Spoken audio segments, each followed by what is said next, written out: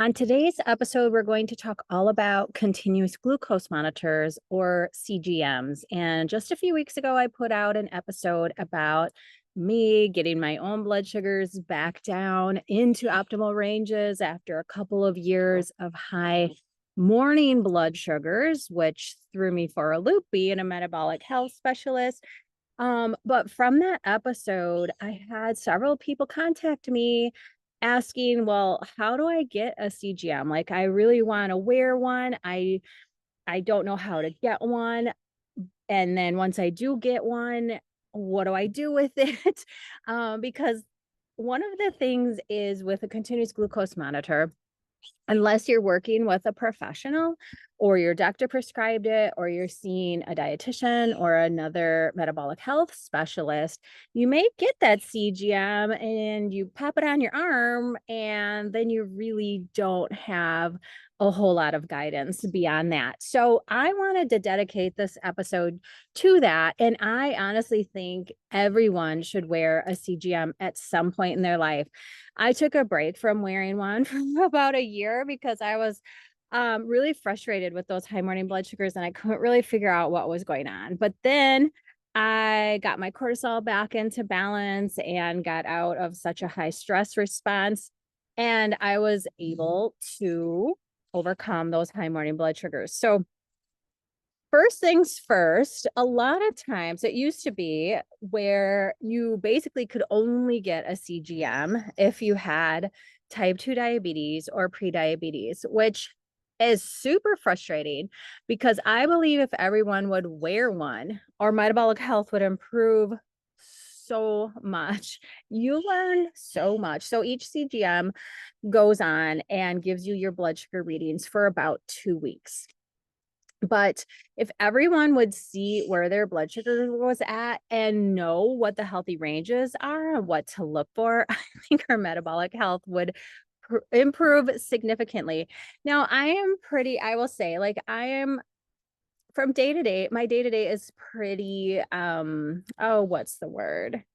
I don't deviate a whole lot from what my regular patterns are and the foods that I eat. I mean, I eat a good variety of food, but I'm not eating hardly any sugar. I'm not eating a lot of high carb foods overall. I am not eating a lot of processed food, but I will say, even when I wear a CGM, I'm even more mindful of what I'm putting in my mouth at what times. But with that being said, when you wear a CGM for a long time or for several weeks, it's kind of fun to play around with it too and do some experimenting. And this last time I wore a CGM, I was doing some experiments for a company called Tastermonial. But this, I have dug in a little bit so I can explain to you how to get a CGM on your own, because finally in the United States, you no longer need a prescription. You used to have a prescription and have type 2 diabetes and prediabetes in order to get a CGM, which is ridiculous because those people trying to be proactive or feeling like, my health is less than stellar. I'm having weight gain. I feel like maybe my metabolic health is off. I have family history, maybe you have fatty liver or something, and you couldn't get a CGM. So frustrating. So now they're available over the counter. And of course, if you do have type 2 diabetes or prediabetes, you can almost always and I think the diagnoses are going to start to expand, because even if you are diagnosed with obesity or high cholesterol, a lot of times you still couldn't get a prescription for a CGM. But they're becoming more readily available. The cost is going down, which is really helpful. I, of course, have worn one.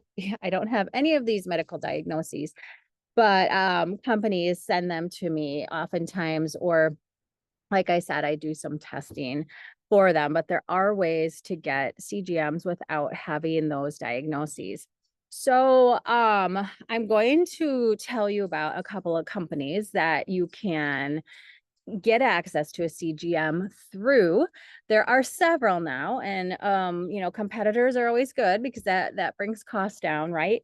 I used to always promote to my students a company called Thea Health, THEIA, Thea Health, and you can get CGMs without a prescription through them, which is why I loved working with them, and I love their app. Their app is amazing. Once you pop the CGM on, um getting to read like what is going on and putting in meals and all of that was just so easy. However, they made the costs a little bit, like their cost increase, and they made it more difficult for practitioners to continue on their platform. So while I still think that that's an awesome platform and I like how the app works, overall, I don't recommend it as much because the costs have gone up. So there's a couple of companies. One is called Stelo.com, STELO.com. And that is a Dexcom. So there's two major companies that make CGMs, and they have for years and decades. There's Dexcom and there's Abbott, and they're very similar. I've honestly only ever worn the Dexcom.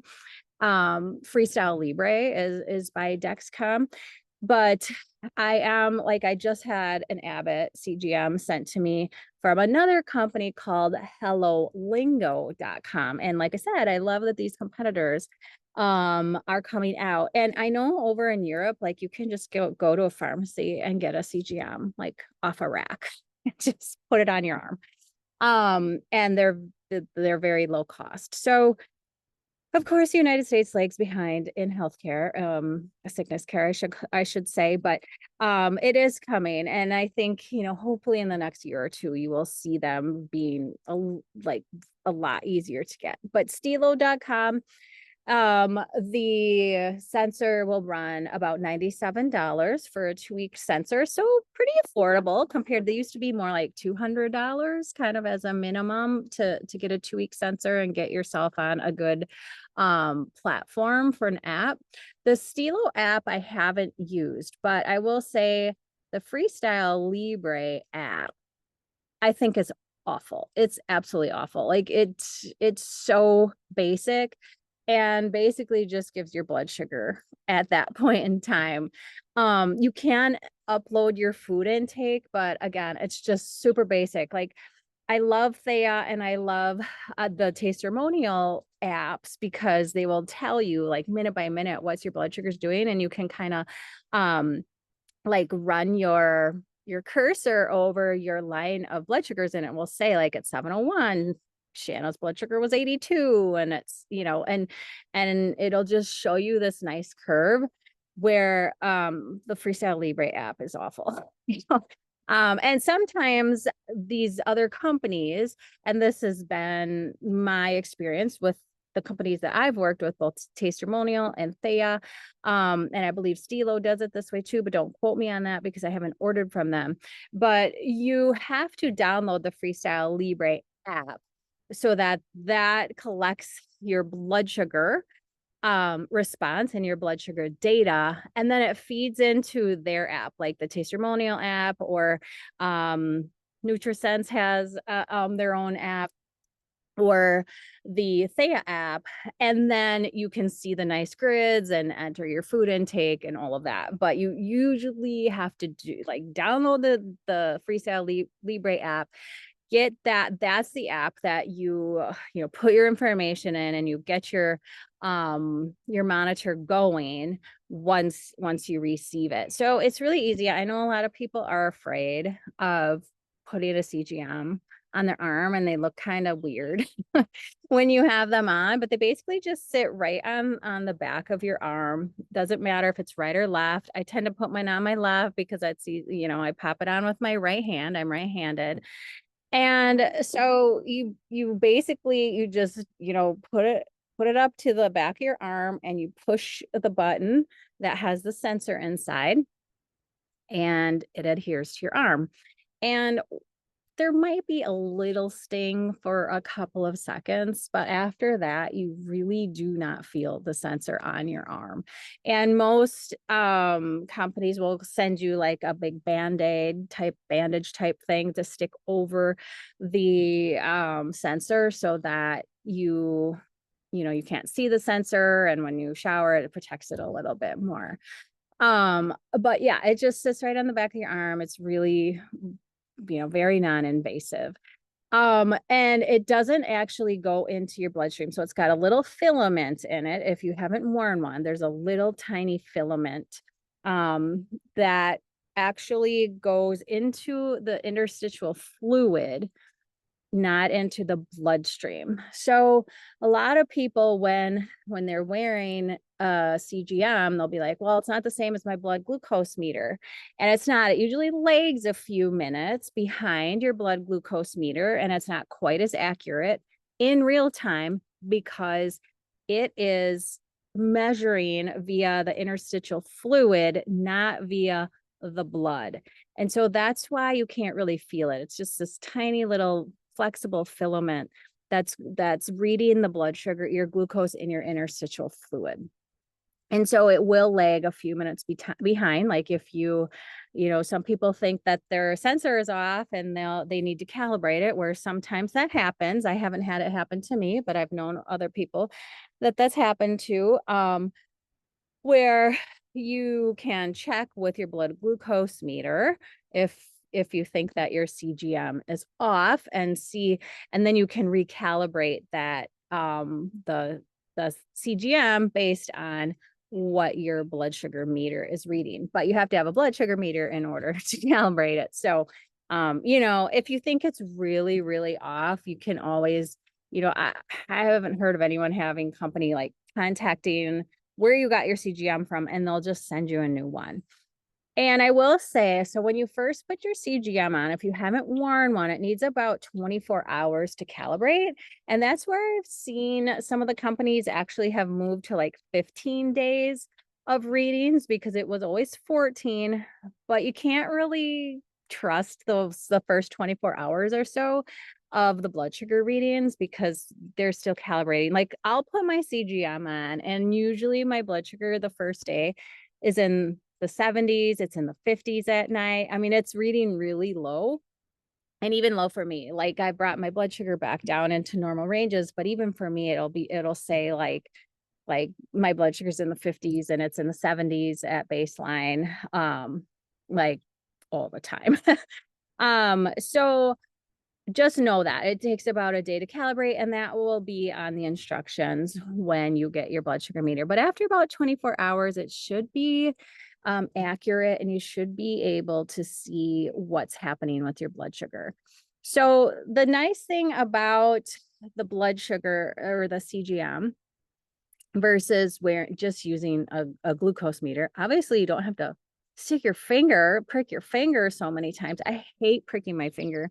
It hurts. Like when I don't know if I'm just a baby or what, but when I go give blood, I feel like that's the worst part of giving blood, is that finger prick that they give you to check your iron. Like anyway, I'd much rather wear a CGM than prick my finger all day. And it's just constant blood sugar messaging. You get it minute by minute. Where you check with a blood sugar meter, yeah, it gives you some idea. Like you get up in the morning and your blood sugar is 120. You're like, oh my gosh, that's way too high. It should be between 75 and 90 is ideal.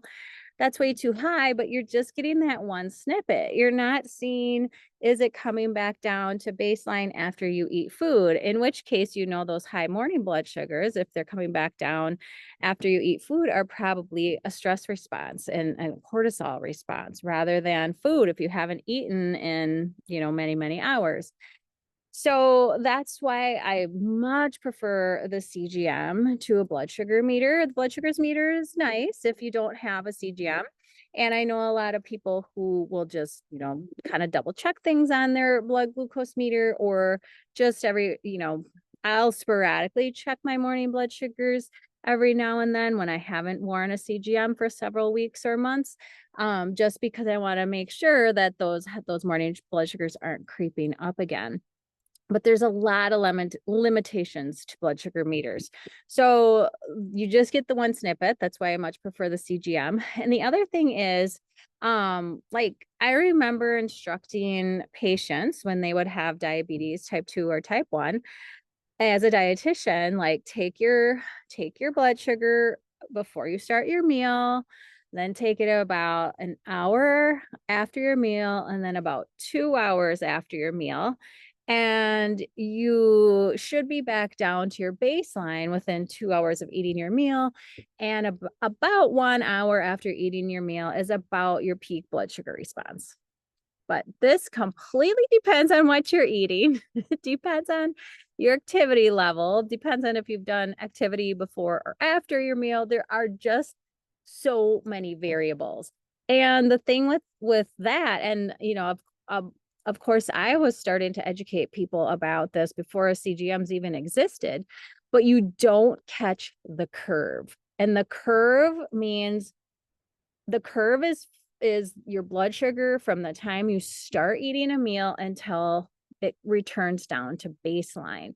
So say your blood sugar was 85 when you started your meal, and then, it rises and falls, and 2 hours later, it's back down to 85, which is a pretty normal, that's a normal blood sugar response. You want to see the whole curve, and you want to see where your blood sugar peaks. Like, is it an hour later? Does it peak at 110? Does it peak at 150? Does it peak at 220? Where is my blood sugar peaking? So you want to see that entire curve. So there's a few things to look for when you wear a CGM. You want to see, where you're peaking as far as your blood sugar response to different foods. But you also want to see, like, how long is it taking after like a full meal? I'm not talking about like, maybe you have yogurt and berries, it's not like a full meal. That might take you back down to your baseline a lot faster than if you have, like a full meal. So are you returning to your baseline in 2 hours? Or are you seeing like a rise and fall and then like all these little bumps, and it's taking you 4 hours to get back down to 85? Like that is more problematic than you returning to your baseline within a couple of hours of eating that food.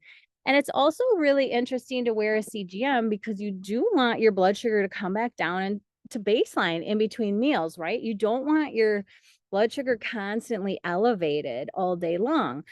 So if you're starting your morning fasted at a blood sugar of 85, and you're eating breakfast and it spikes to 140, 150, depending on what you're eating, but then you're sipping coffee that has, sugar and cream in it all morning, and your blood sugar is hovering around 110 to 120 because you're constantly putting the sugar into your body. Or you're somebody who snacks and grazes all day, like you don't eat full meals, you're just like every hour or two you're putting something in your body, like your blood sugar is constantly elevated during the day. And that's why I preach, like there's many reasons, but that's why I preach, you know meals over snacks, like not grazing all day long. Because if you're constantly, you know, uh, increasing your blood sugar during the day, you're constantly increasing your insulin during the day. Because if there's extra blood glucose hanging out in your bloodstream, your body's got to pack it somewhere, right? It does not like high blood sugar. Like that is very detrimental to the human body. Pretty much everywhere, every organ, high blood sugar is very detrimental to the body. So insulin's job is to pack it away, pack it rid of that blood sugar out of the bloodstream. And if you're constantly eating and you're not letting your blood sugar come back down to baseline, you are secreting excessive amounts of insulin. So you want to let that come back down. The other reason is for leptin signaling and leptin sensitivity. And I'm kind of getting off on a tangent from CGM, but that's what I do when I teach people about things. But leptin signaling is very, very important. It tells your body how much storage you have on your body, and it docks to the hypothalamus around midnight and gives its main download. So you really want to be sleeping at that time. But it also will signal to the brain what for appetite, how much to eat, how much, the storage that you have in your body in between meals. And it does that about every 4 hours. So if you are constantly putting food, and it does it from about 4 hours from the time you last ate.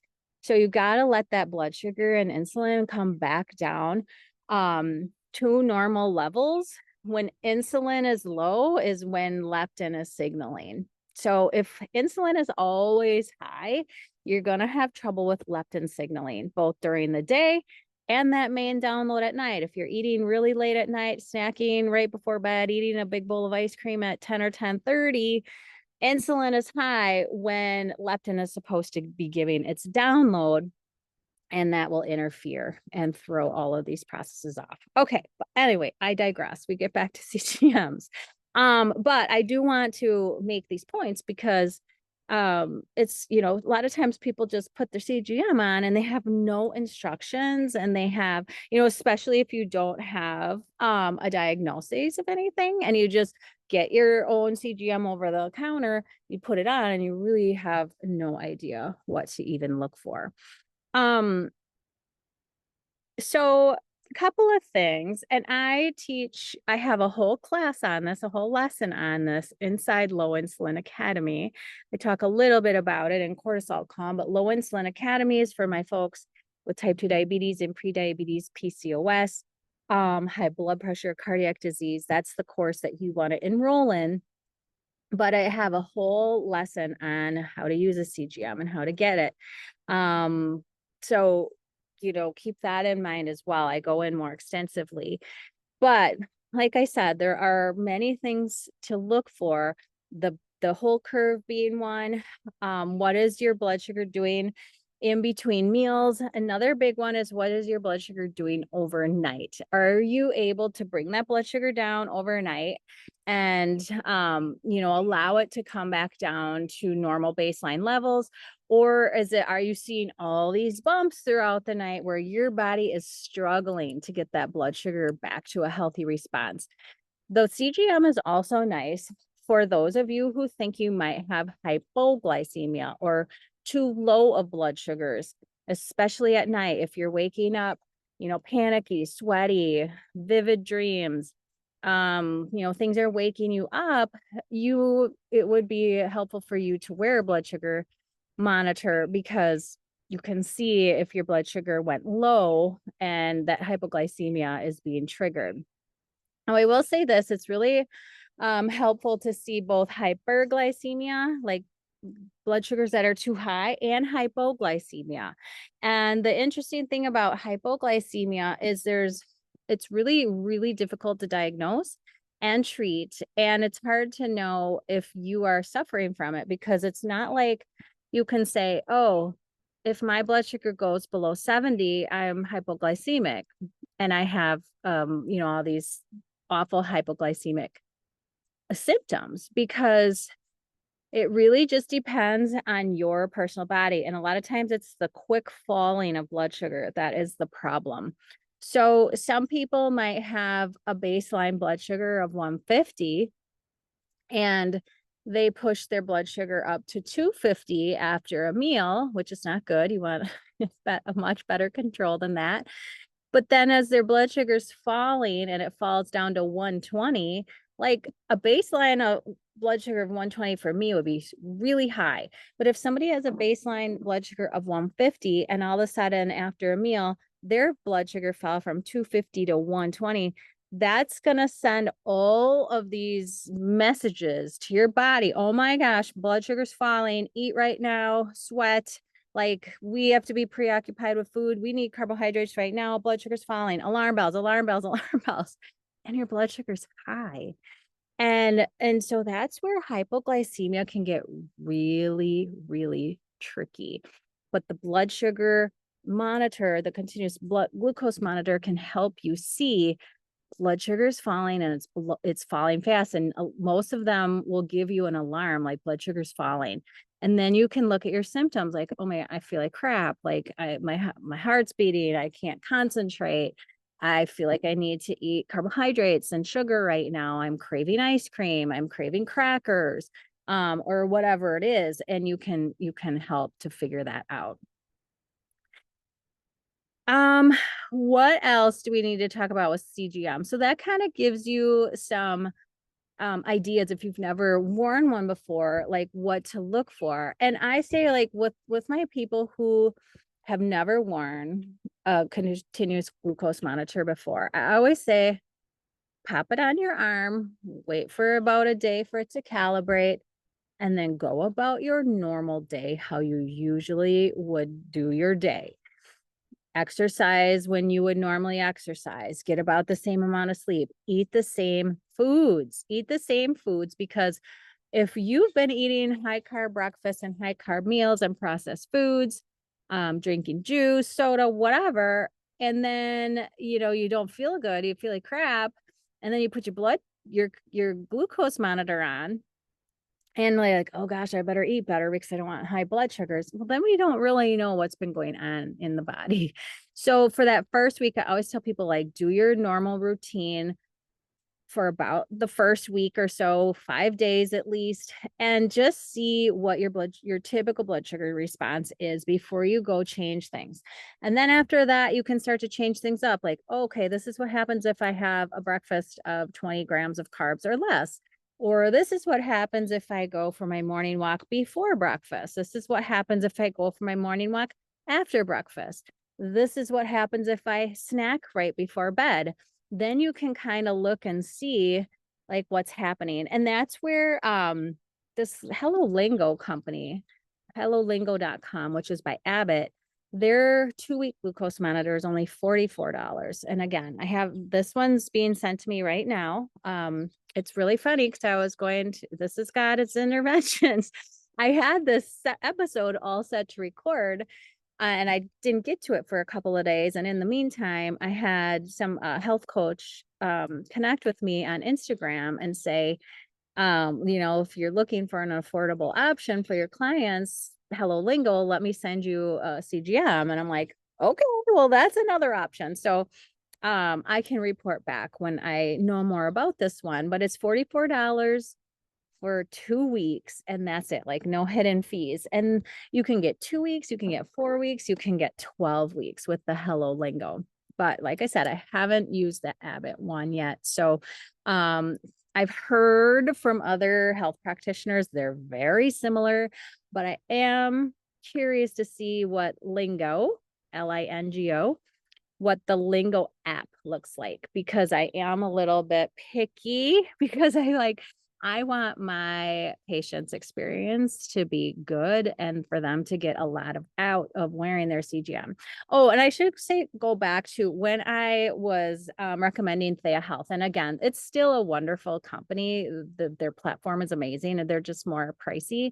But the nice thing about Thea Health is that when my clients would get a monitor from there, they could check a box basically that says, like, Shana's my practitioner, and she can see everything on my app that I'm seeing.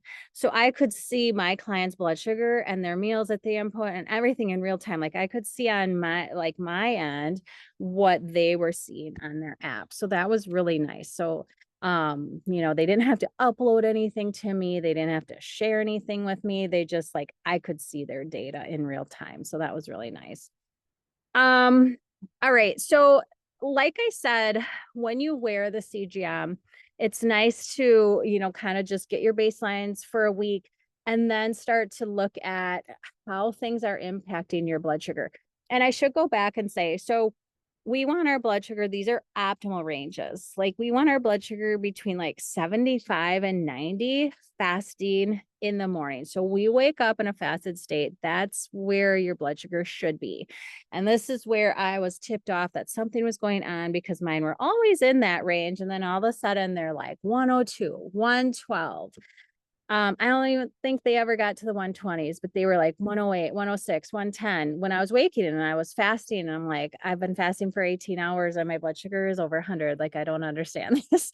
And that's where I knew it was a stress response. It wasn't what I was eating. It wasn't my activity. I hadn't changed any of that. It was my stress response and my sleep, like my sleep I don't even want to say it was too much sleep deprivation. It was just like middle of the night wake ups. So I guess it was a little bit of sleep deprivation, but I just couldn't go back to sleep. Like my nervous system was in way overdrive. So it will help you identify things like that. And like I said, if you, it helps you identify like, okay, so let's go back. So you want your morning blood sugar about 75 to 90. And then when you eat, you only want your blood sugar to rise by about 40 points or less. So say you start at 80, you don't want your blood sugar to go really above like 120. You don't want a spike of more than like 40. Of course, you're going to get some here and there. You're not always going to have that tight of control, but you don't want these big peaks and falls, because when you get a big peak, then you're going to get a fall in blood sugar. And that's where all of those symptoms and alarm bells go off when your blood sugar is falling. It's not so much the peak, it's the fall. So you only want your blood sugar to change about 40. And then overall, you want to try to keep your blood sugar under 140 pretty much all the time, like if at all possible. And when I wore my last glucose monitor, mine only went above 140 like 3 times in 2 weeks. The highest reading I ever got, and this was actually came like a day or two after I recorded how excited I was to get my blood sugars back in range. I ate rice. And it was funny. I think my monitor ran out like the next day, but I was with my husband and we were traveling for we were getting ready for my daughter's wedding, and we were going to my mother-in-law's, and there's not a whole lot of food up there. So we were stopping for lunch before we got there. And we stopped at this barbecue food truck that we love. Like they just have really good barbecue, like meat and veggies. And I do really well with it because they don't, you can get it without barbecue on it. So it was basically just like meat and veggies, and like it tastes really good. So we stopped there and they had totally changed how they like plated their food from the year before when we went there. So they gave me some pork, like pulled pork, but not a lot. And then just like a side of rice and some like chopped cucumbers. And that was it. And I didn't even eat all the rice because it was just like kind of dry and there was no dressing or sauce or anything on it. So I basically just ate the pulled pork and then maybe half the rice and some chopped cucumbers and peppers, which have hardly any carbs. Like those do not do anything to my blood sugar. And then I wasn't even watching my blood sugar because, I was at my mother-in-law's, we were working outside. I was working outside. I wasn't like, I went and like sat in the car for an hour. Like I was working outside. I was under the sunlight. I was doing yard work, whatever. And my blood sugar shot up to 210 from that little bit of rice. So I know for me, and it was just plain white rice, like plain white rice. Even though I digest it okay, I have to be very careful with it because it spikes the crap out of my blood sugar. Now, had I been able to eat more meat and have a little bit more fiber with that meal, maybe it wouldn't have spiked that high, but I didn't really have a choice. I had what they gave me and that was it. So it's really nice to wear them because you can just see, like, I know another food, I've talked about this on the podcast, like dried fruit and cherries. Like I ate like maybe a small handful of dried pineapple while I had my CGM on, and that thing, like, yeah, that's caused a big spike.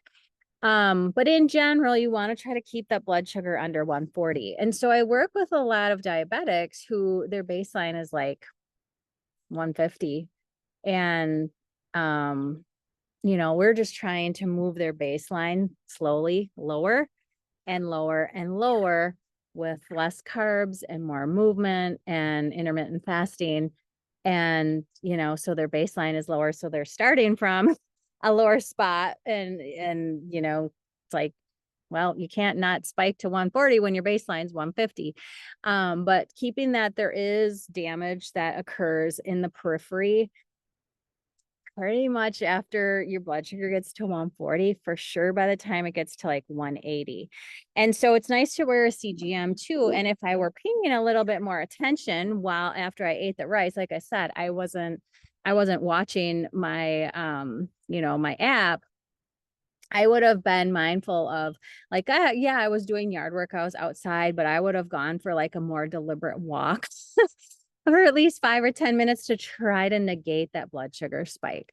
So that's the nice thing too. You can see, oh my gosh, my blood sugar is spiking. You can go for a walk. You can get some activity. You can do some squats. And it's really interesting because you'll see it just kind of like level out. Sometimes it'll continue to spike after your exercise, but at least you know it's spiking and you can do something about it. And like I said before, it's nice that like if you get a crappy night's sleep, you can see like, is my baseline higher the next day? Because you are more insulin resistant after a poor night's sleep. Or if you wear one long enough, like say you wear it for 4 weeks, you can go, if you're female and you're menstruating, you can that will take you through an entire menstrual cycle, and you can see like, are my cravings higher when I'm ovulating? Are my blood sugars higher after I ovulate? Are they lower right when my period starts? And of course, there's always a lot of variables. Like I said, there's what you're eating, of course. There's your activity level. There's if you eat outside, if you're getting a lot of natural sunlight, if you're under a lot of blue light, especially at night, that can raise your blood sugar.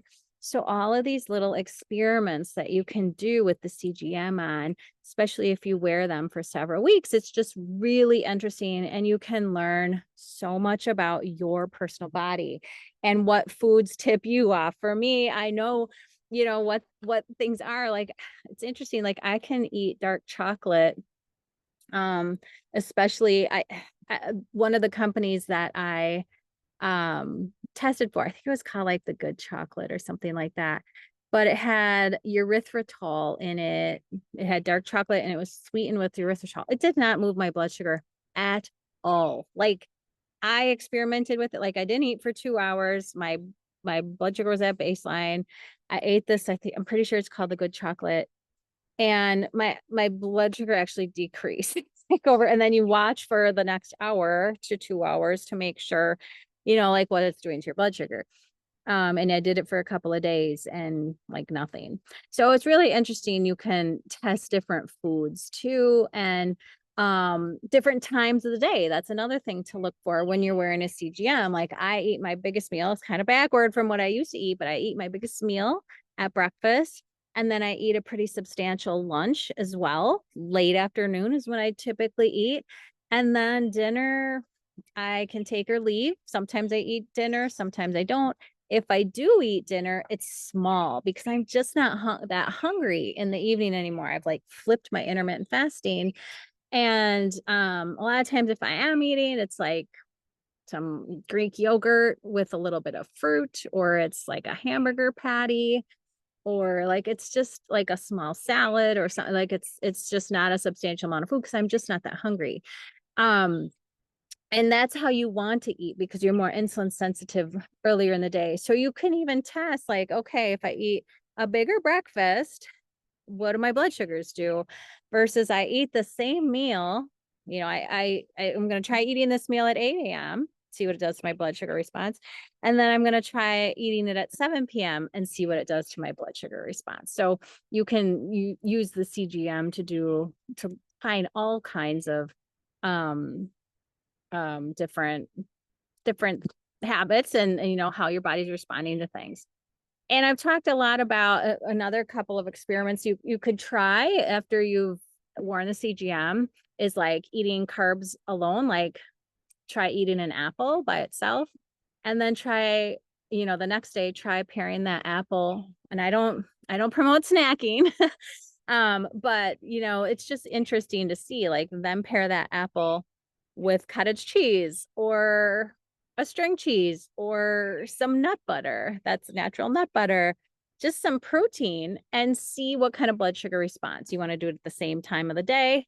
having the same activity. So you want to control all the variables other than the food, but you can do all these experiments and really get a lot of great feedback. So that was it. That's just kind of the basics to look for. And then as far as once you put the CGM on, depending on what companies that you purchased it from or ordered it from, you get onboarding instructions on your app. You put the CGM on and then you'll get onboarding instructions on your app. It's really easy. And then, like I said, you just kind of wait that first day out because it's calibrating and the blood sugar readings are not real accurate. And then, go about and see what to look for. And I kind of gave you an overview of where your baseline should be, where you should be, coming back down to baseline within about 2 hours. Looking for what types of foods are spiking your blood sugar, what time of the day, experimenting, poor sleep versus good sleep, activity, eating outside. Like I said, eating outside, that can help with blood sugar. And then, if you're getting those high morning blood sugars and you followed all of the things, like you hadn't eaten since 4 or 5 o'clock and you were eating protein-based meals and you weren't eating a ton of carbohydrate and you're getting good activity, you're not eating processed food, all of the things, and you're still getting high blood sugar in the morning chronically, then it's probably a nervous system, cortisol dysregulation, melatonin dysregulation, circadian disruption. And that's when you need to get into cortisol calm, of course. So, I talked about if your overall blood sugars are just wonky and way too high and it's just all the time, and you have prediabetes or type 2 diabetes, and it's more of a sugar issue where you just have too much sugar stored in your system, and you've been diagnosed with fatty liver, type 2 diabetes, prediabetes, PCOS sometimes that can be more stress related, but that's where you get into my low insulin academy. If the morning blood sugars are the main problem and you're not seeing a lot of issues beyond the high morning blood sugars and you feel like your nervous system's on overload, you're in burnout, you've been diagnosed with adrenal fatigue or adrenal exhaustion, or you have circadian disruption, that's when you get into cortisol calm and learn how to balance all of those master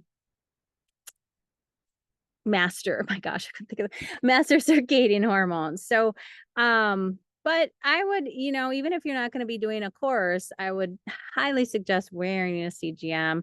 You can get one from either stilo.com. As I said, that's the Dexcom, or the hellolingo.com. It's called the Lingo app. That's from Abbott. And like I said, I am going to be popping that one on in the next couple of weeks, but they're very similar and those are over the counter. And of course, if you have any of the type 2 diabetes or prediabetes, you can certainly ask your doctor for a prescription. So hope you found this episode helpful. I'll see you back next week.